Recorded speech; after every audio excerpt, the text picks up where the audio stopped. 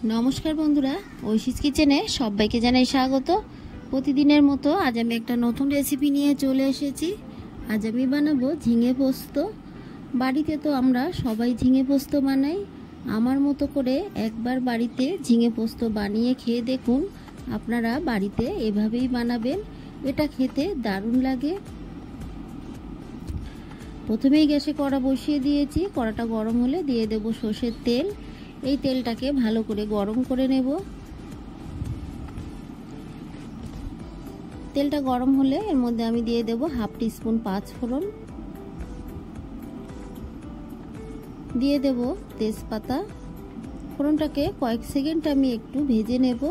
পাঁচফোড়নটাকে খুব বেশি ভাজবেন না, তাহলে তেতো লাগবে। ফোড়নের গায়ে দেখুন একটা কালার এসে গেছে। এই সময় আমি এর মধ্যে দিয়ে দেব পোস্ত বাটা। পোস্তর বাটি ধোয়া জলও আর একটু দিয়ে দিলাম। দিয়ে ভালো করে এই পোস্তটাকে আমি নেড়ে কষিয়ে নেব। এই সময় দিয়ে দেব লবণ,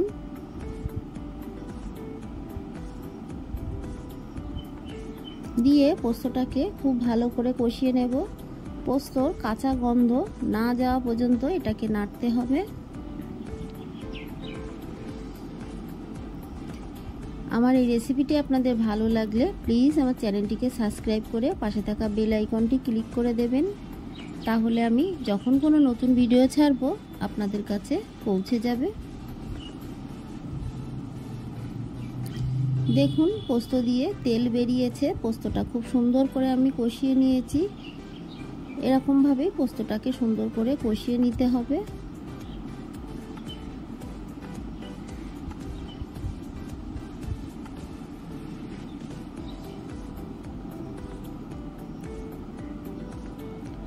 ভালো করে পোস্তটাকে আমি কষিয়ে নিলাম।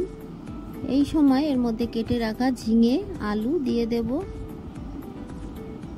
আলুগুলোকে দেখুন আমি ডুমো করে চৌকো করে কেটে নিয়েছি। ঝিঙে আলুটাকে দিয়ে খুব ভালো করে নেড়ে নেব।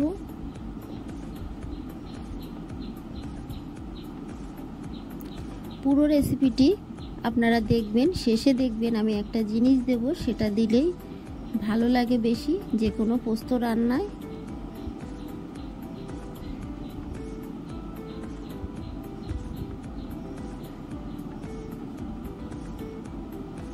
খুব ভালো করে একটু নেড়ে নিলাম।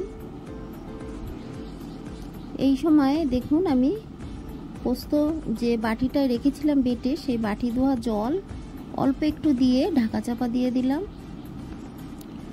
ঢাকাটা তুলে দেখুন চেরা কাঁচা লঙ্কা দিলাম। ঝালটা আপনারা যেমন খান সেই মতোই দেবেন। দিয়ে ভালো করে আবারও নাড়ব।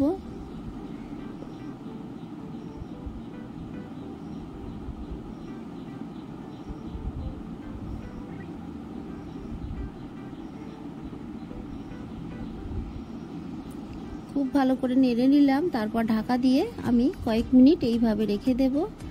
কয়েক মিনিট পর ঢাকাটা তুলে আবারও নাড়ব। পোস্ত দিয়ে দেখুন জল বেরিয়ে গেছে। এই জলেই কিন্তু রান্নাটা হয়ে যাবে। এই রান্নায় কোনো জলের ব্যবহার করব না।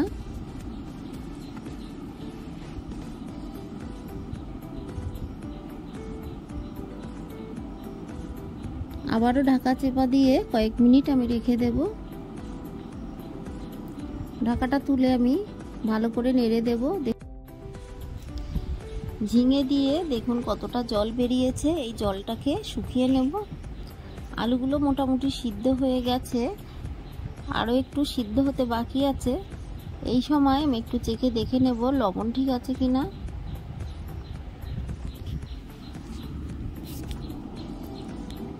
দেখুন আলুগুলো সিদ্ধ হয়ে গেছে। আমি খুন্তি দিয়ে কয়েকটা আলু গেলে দিলাম, তাহলে গ্রেভিটা ঘন হবে,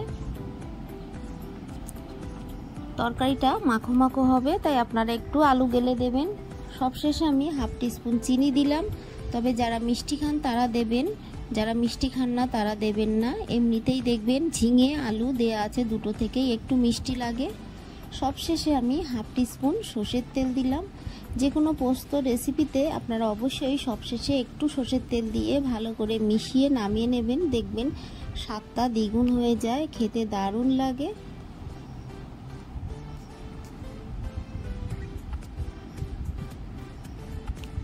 সর্ষের তেল দেওয়ার পর আমি আরও একটু নেড়ে নিলাম।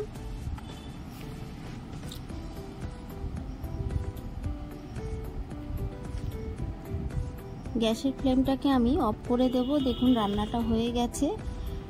কতটা সুন্দর হয়েছে আপনারা না খেলে বুঝতে পারবেন না, তাই বাড়িতে অবশ্যই একবার বানাবেন। আমার এই রেসিপিটি আপনাদের ভালো লাগলে প্লিজ আমার চ্যানেলটিকে সাবস্ক্রাইব করে পাশে থাকা বেল আইকনটি ক্লিক করে দেবেন, তাহলে আমি যখন কোনো নতুন ভিডিও ছাড়বো আপনাদের কাছে পৌঁছে যাবে। রেসিপিটি ভালো লাগলে একটা লাইক করতে ভুলবেন না। রেসিপিটি কেমন লাগলো আমাকে কমেন্ট করে জানাবেন। ভালো থাকবেন, সুস্থ থাকবেন। আবার দেখা হবে পরের ভিডিওয়ে। পুরো ভিডিওটা দেখার জন্য সবাইকে জানাই অসংখ্য অসংখ্য ধন্যবাদ।